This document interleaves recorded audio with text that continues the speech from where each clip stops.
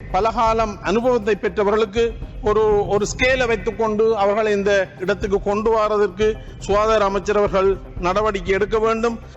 ராமநாதன் அர்ச்சுனா அவர்கள் கொண்டு வந்த இந்த சபை ஒத்திவைப்பு வேலை பிரேரணையை நானும் வரவேற்கின்றேன். வெளிநாடுகளுக்கு சென்று கொண்டிருக்கின்ற வைத்தியர்களையும் இங்கு தங்க வைக்கக்கூடிய, அவர்களை இங்கு தங்களுடைய பணியை செய்யக்கூடிய ஒரு முறைமையை நாங்கள் கொண்டு வரலாம். முல்லைத்தீவு மாவட்டத்தின் சுகாதார தேவைகள் ஏற்கனவே அமைச்சர் அவர்களிடம் சமர்ப்பித்துள்ளோம். பலகாலம் அனுபவத்தை பெற்றவர்களுக்கு ஒரு ஸ்கேலை வைத்துக்கொண்டு அவர்களை இந்த இடத்துக்கு கொண்டு வரதற்கு சுகாதார அமைச்சர் அவர்கள் நடவடிக்கை எடுக்க வேண்டும். கௌரவ ராமநாதன் அர்ச்சுனா அவர்கள் முன்மொழிந்த திட்டத்திற்கு நாங்கள் எல்லோரும் ஆதரவை தெரிவிக்கின்றோம். சமூகம் நேயர்களுக்கு வணக்கம்.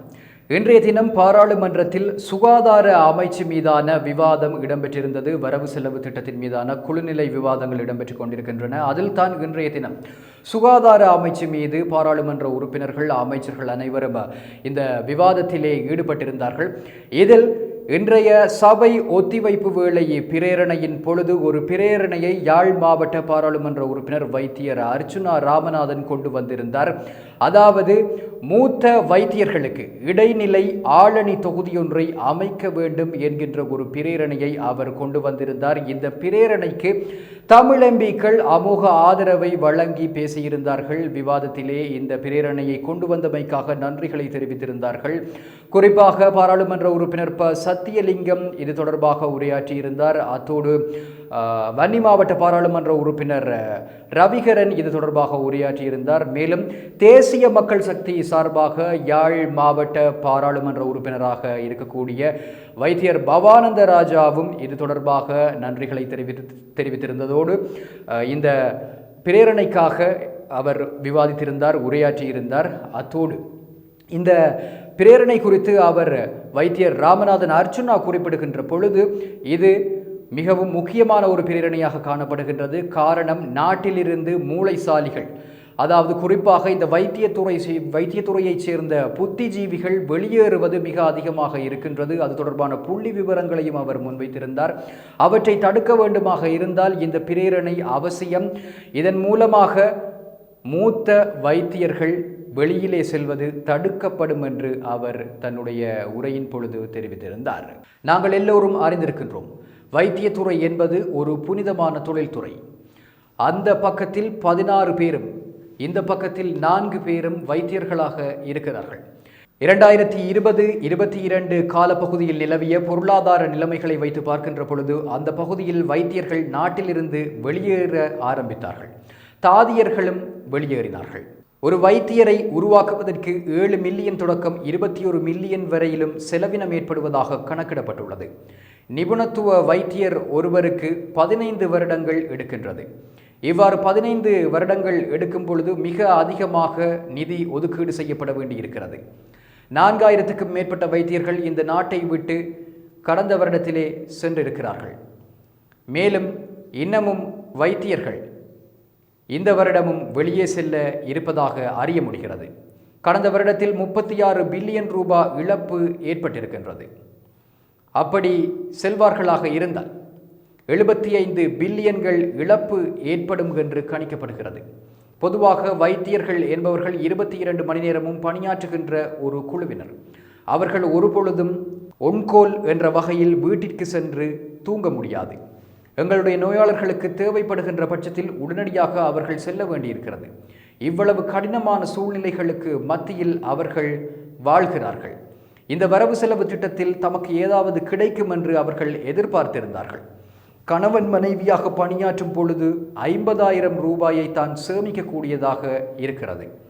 அவர்கள் எடுக்கின்ற கடன்களை ஈடுகட்ட முடியாத காரணத்தினால் வெளிநாடுகளுக்கு செல்கிறார்கள். 120 மணி நேர கொடுப்பனவுகளுக்கு குறைவான கொடுப்பனவே வழங்கப்படுகிறது. வாகனங்கள் இல்லை, நாளாந்த உணவு இல்லை. இது போன்ற பல்வேறு பிரச்சனைகளுக்கு அவர்கள் முகம் கொடுத்திருக்கிறார்கள். ஆகவே மூத்த வைத்தியர்களுக்கு இடைநிலை ஆளணி தொகுதியொன்றை அமைக்க வேண்டும் என்பதுதான் எனது பிரேரணை. அவ்வாறு செய்தால் நாட்டிலிருந்து அவர்கள் வெளியேறுவது நின்றுவிடும். இவ்வாறு வைத்தியர் ராமநாதன் அர்ச்சுனா உரையாற்றியிருந்தார். இதனைத் தொடர்ந்து பாராளுமன்ற உறுப்பினர்கள் பவானந்த ராஜா, ரவிகரன் மற்றும் ப சத்தியலிங்கம் ஆகியோர் இந்த பிரேரணையை ஆதரித்து உரையாற்றியிருந்தார்கள். இது உண்மையில் காலத்துக்கு மிக அவசியமான ஒரு விடயமாகும். இது குறித்து கடந்த காலத்தில் நாம் பல தடவை பேசியிருக்கின்றோம். எனினும் எதுவுமே நடைமுறைக்கு வரவில்லை. இதுதான் சரியான தருணம் என்று நான் நினைக்கின்றேன். இதை இவ்விடயம் தொடர்பில் கலந்தாலோசித்து ஒரு சரியான தீர்மானத்தை அரசாங்கம் எடுக்க வேண்டும். பாராளுமன்றம் அதற்கு நடவடிக்கை எடுக்க வேண்டும். நாம் ஏற்கனவே இது பற்றி ஆராய்ந்தது போன்று இது மருத்துவ அதிகாரிகளுக்கும் சுகாதார அமைச்சை சேர்ந்தவர்களுக்கும் உதவியாக அமையும். இதன் மூலம் இந்த நாட்டில் இருந்து வெளியேறும் மூளைசாலைகளின் வெளியேற்றத்தை எம்மால் தடுக்கக்கூடியதாக இருக்கும். ராமநாதன் அர்ச்சுனா அவர்கள் கொண்டு வந்த இந்த சபை ஒத்திவைப்பு வேலை பிரேரணையை நானும் வரவேற்கின்றேன். நிச்சயமாக ஒரு முக்கியமான இந்த காலகட்டத்தில் உள்ள விடயம் என்பதால் அதை வழிமொழிந்து உரையாற்றியவருக்கும் ஆளுங்கட்சி தரப்பிலிருந்து உரையாற்றிய வைத்தியருக்கும் நான் நன்றியை சொல்லுகின்றேன். பிரேரணை கொண்டு வந்தவருக்கும் நன்றியை சொல்லுகின்றேன். இந்த சந்தர்ப்பத்தில் அவர்கள் சொன்ன விடயங்களை அந்த கருத்துக்களை ஏற்றுக்கொண்டு இதற்கான ஒரு வழியை ஏற்படுத்தி தர வேண்டும் என்பது எங்கள் எல்லாருடைய கோரிக்கையும்.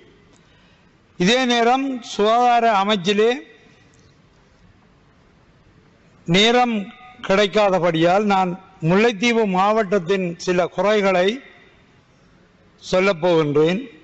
இது சுகாதார அமைச்சர் அவர்கள் கவனம் எடுப்பார் என்று நான் நினைக்கின்றேன். முல்லைத்தீவு மாவட்டத்தின் சுகாதார தேவைகள் ஏற்கனவே அமைச்சர் அவர்களிடம் சமர்ப்பித்துள்ளோம். கவனம் எடுப்பீர்கள் என்ற நம்பிக்கை எம்மிடம் தாராளமாக உண்டு. வைத்தியர்கள் உட்பட சகல துறைகளிலும் ஆளணி பற்றாக்குறை உள்ளது. மாவட்ட பொது வைத்தியசாலையில் கட்டிட வசதி மிகவும் அவசிய தேவையாக உள்ளது. நோயாளர் தங்கி சிகிச்சை பெற முடியாமல் தவிக்கின்றார்கள். நோயாளர் காவு வண்டிகளின் தேவை முல்லைத்தீவு, அளம்பில், கொக்குளாய் உட்பட சில இடங்களுக்கு மிகவும் அவசிய தேவை. கௌரவ அமைச்சர் அவர்களே, முல்லைத்தீவு மாவட்டம் மிகவும் பின்தங்கிய மாவட்டம். நீங்கள் பார்த்து கொள்வீர்கள் என்று நம்புகின்றேன். தயவு செய்து அமைச்சர் அவர்கள் முல்லைத்தீவுக்கு வருகை தந்து இந்த சுகாதார குறைபாடுகளை நேரடியாக பார்க்க வேண்டும் என்ற கோரிக்கையை வைத்து விடைபெறுகின்றேன். நன்றி, வணக்கம். இந்த பிரேரணையை அவர் இந்த சபைக்கு கொண்டு வந்ததற்கு நான் அவருக்கு நன்றி கூற கடமைப்பட்டிருக்கிறேன். எங்களுடைய நாட்டை பொறுத்தவரையில் நாங்கள் வைத்தியர்களை பார்க்கும்போது ஒன்றில் அவர்கள் எம்ஓ வைத்திய அதிகாரியாக இருப்பார்கள், அதுக்கு அடுத்தது கன்சல்டன்ஸ். இடையில எந்த விதமான ஒரு பணி நிலையும் இல்லை. அந்த வகையில் நாங்கள் அபிவிருத்தி அடைந்த சுகாதாரத்திலே மேன்மை தங்கிய நாடுகளை நாங்கள் உதாரணமாக எடுத்துக்கொள்ளலாம். அந்த நாடுகளில் இன்டர்மீடியட் காடர் அல்லது இன்டர்மீடியட் ஒரு பொசிஷன் ஒன்று வைத்தியர்கள் மட்டத்தில் இருக்கிறது. அதை இந்த நாட்டில் நாங்கள் அமுல்படுத்துவதன் ஊடாக நாங்கள் வெளிநாடுகளுக்கு சென்று கொண்டிருக்கின்ற வைத்தியர்களையும் இங்கு தங்க வைக்கக்கூடிய, அவர்களை இங்கு தங்களுடைய பணியை செய்யக்கூடிய ஒரு முறைமையை நாங்கள் கொண்டு வரலாம். இந்த இன்டர்மீடியட் காடர் அல்லது இடைநிலை ஆளணி ஒன்றை ஸ்தாபித்தல் என்பது சுகாதாரத்துறையை மேலும் மேம்படுத்துவதற்கு மிகவும் முக்கியமான ஒரு படியாக அமையும் என்பதில் எந்த மாற்று கருத்தும் இல்லை. இப்போது எங்களுடைய வைத்தியசாலைகளிலே பணிபுரிகின்ற பல வைத்திய அதிகாரிகள் ஒரு குறிப்பிட்ட துறையிலே நீண்டகால பயிற்சியை, அவர்கள் அனுபவத்தை, ஸ்கில்ஸை பெற்று அவர்கள் மிகவும் அந்த துறையிலே மிகவும் சிறந்த வைத்தியர்களாக பணிபுரிகிறார்கள். ஆனால் அப்படி இருந்தாலும் கூட அவர்களுக்கு அந்த பணியை செய்வதன் ஊடாக தங்களுடைய சொந்த வாழ்க்கையிலே அல்ல அந்த கேரியர் டெவலப்மெண்ட்ல அவர்களுக்கு இதுல பெரிய அளவில் எந்த லாபமும் கிடைப்பதில்லை. ஆகவே இந்த இன்டர்மீடியட் கேரியர் என்று கொண்டு வரது மிகவும் நல்ல ஒரு விடயம் என்று நான் கருதுகிறேன். அதே போல இந்த நாட்டிலே வாழுகின்ற பல வைத்தியர்கள் மாஸ்டர்ஸ் செய்கிற வைத்தியர் செய்து முடித்தவர்கள் இருக்கிறார்கள், டிப்ளோமா செய்து முடித்த வைத்தியர்கள் இருக்கிறார். ஆனால் அவர்களும் சாதாரண ஒரு எம்ஓ வைத்திய அதிகாரி என்ற வகையிலே அவர்கள் கணிக்கப்படுகிறார்கள். அவர்களுடைய சம்பளத்தில் எந்த பெரிய வித்தியாசமும் இல்லை. அவர்களுக்கான பிரத்யேகமான ஒரு சம்பள நடைமுறை இல்லை. ஆகவே நாங்கள் இந்த இன்டர்மீடியட் கார்டு என்ற ஒரு முக்கியமான விஷயத்தை எங்கட வைத்திய துறையிலே நாங்கள் உட்புகுத்த வேணும். எங்கட வைத்திய துறையானது இந்த நாட்டில் ஏற்படுகின்ற பல மாற்றங்களோடு வைத்திய துறையிலும் கட்டாயம் மாற்றம் ஏற்படுத்த வேண்டிய தேவை இருக்கிறது. இப்போ உதாரணத்துக்கு சொல்ல போனால் டிப்ளோமா இன் சைக்கியாட்ரி முடித்து 20 வருடங்களாக ஒரு சைக்கியாட்ரிஸ்டாக ஒரு வேலை செய்த வைத்தியர் எம்ஓஸ் இந்த அனுவல் டிரான்ஸ்ஃபர்ல ஏதோ ஒரு சிறு வைத்தியசாலை PMCUக்கு இடமாற்றம் செய்யப்படுகிறார். இது மிகவும் அநியாயமான ஒரு செயல். அந்த 20 வருடங்களில் அவர் கற்றுக்கொண்ட அல்லது அந்த 20 வருடங்கள் அந்த துறை சார்ந்த அனுபவம், அந்த 20 வருடங்கள்ல ஒரு டிப்ளோமா ஹோல்டராக அவருடைய ஆளுமை இதெல்லாம் வீணடிக்கப்படுகின்றது. ஆகவே இந்த சந்தர்ப்பத்தை பயன்படுத்தி நாங்கள் அந்த வைத்தியர்களுக்கான ஒரு சர்வீஸ் மினிட்ஸ் கட்டாயம், அவர்களுக்கான பிரத்யேகமான சர்வீஸ் மினிட்ஸ் ஒன்று கட்டாயம் கொண்டு வரப்பட வேண்டும். இப்படி ஒரு சர்வீஸ் மினிட்ஸ் கொண்டு வராமல் இந்த இன்டர்மீடியட் காடர் என்றதை நாங்கள் கொண்டு வர முடியாது.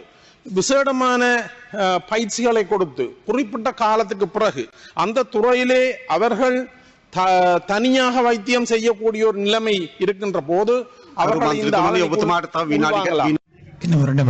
உறுப்பினர் அவர்களே. இப்ப உதாரணத்துக்கு இருக்கின்ற பல பல்கலைக்கழகங்களிலே யாழ்ப்பாண மருத்துவ பீடத்திலே ஒரு நாங்கள் போஸ்ட் கிராஜுவேட் டிப்ளோமா அல்லது மாஸ்டர்ஸ் அல்லது ஏனைய துறைகளை செய்வதற்குரிய வசதி வாய்ப்புகளை ஏற்படுத்தி கொடுத்தால் நிச்சயமாக அந்த துறையிலே விண்ணப்பித்து வரக்கூடிய பல வைத்தியர்கள் இருக்கிறார்கள். ஆகவே நாங்கள் இந்த இன்டர்மீடியட் காடர் என்ற அந்த ப்ரொபோசலை மீண்டும் வழிமொழிகிறேன். அது மிகவும் சிறந்த எங்களுடைய நாட்டினுடைய எங்களோட சுகாதாரத்துறையை மேம்படுத்துவதற்குரிய ஒரு முக்கியமான காரணமாக அமையும். ஆகவே நாங்கள் மாஸ்டர்ஸ் அல்லது டிப்ளோமா முடித்தவர்கள் அல்லது குறிப்பிட்ட துறையிலே பலகாலம் அனுபவத்தை பெற்றவர்களுக்கு ஒரு ஸ்கேலை வைத்துக்கொண்டு அவர்களை இந்த இடத்துக்கு கொண்டு வருவதற்கு சுகாதார அமைச்சர் அவர்கள் நடவடிக்கை எடுக்க வேண்டும்.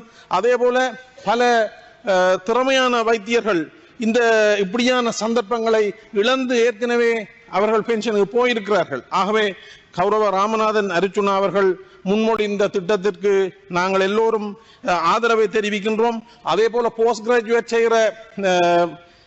செய்து கொண்டிருக்கின்ற வைத்தியர்களுடைய காலை அவசானாய் வைத்தியர்கள் நேரம் முடிந்து விட்டது. விடயங்களை சொல்லி இருந்தவர் அந்த விடயங்களை நாங்கள் மீண்டும் வழிமொழிகிறோம். இந்த சந்தர்ப்பத்துக்கு நன்றி கூறி விடைபெறுகிறேன். நன்றி, வணக்கம். இன்றைய தினம் சுகாதாரத்துறை மீதான இந்த வரவு செலவு திட்ட விவாதம் இடம்பெற்றிருக்கின்றது. இதில் வைத்தியர்கள் பலர் இருக்கக்கூடிய ஒரு பாராளுமன்றமாக இந்த பாராளுமன்றம் அமைந்திருக்கின்றது. குறிப்பாக சுகாதாரத்துறை அமைச்சரும் ஊடகத்துறை அமைச்சராகவும் இருக்கக்கூடியவர் வைத்தியராக இருக்கின்றார், வைத்தியர் நலிந்த ஜெயதிச அவர்கள். அத்துடன் இன்னமும் வேறு வேறு அமைச்சு பதவிகளையும் பாராளுமன்ற உறுப்பினர் பதவிகளையும் வைத்தியர்கள் அலங்கரித்துக் கொண்டிருக்கின்ற ஒரு பாராளுமன்றம். ஆகவே இந்த சுகாதாரத்துறையில் அண்மை காலங்களில் நாடு பூராகவும் ஏற்பட்டிருக்கக்கூடிய நெருக்கடிகள், சர்ச்சைகள் இந்த அரசாங்கத்தினுடைய வரவு செலவு திட்டத்தினூடாக தீர்க்கப்படுமா என்பதனை பொறுத்திருந்துதான் பார்க்க வேண்டியிருக்கின்றது. தொடர்ச்சியாக வரவு செலவு திட்டத்தின் மீதான விவாதம் நேரலை செய்யப்படுகின்றது எங்களுடைய சமூகம் ஊடகம் வலையொலி பக்கத்திலே. அதனை நீங்கள் தொடர்ந்தும் காணலாம். மற்றும் ஒரு செய்தி தொகுப்பில் சந்திக்கலாம். நன்றி நேயர்களே. இது போன்ற செய்திகளை தெரிந்து கொள்ள சமூகம் நியூஸ் சேனலை சப்ஸ்கிரைப் செய்து அருகில் உள்ள பெல் பட்டனை கிளிக் செய்யுங்கள். மேலும் இது போன்ற செய்திகளை உடனுக்குடன் தெரிந்து கொள்ள சமூகமீடியா.com என்ற இணையதளத்தின் வாயிலாகவும் எங்களுடன் இணைந்திருங்கள்.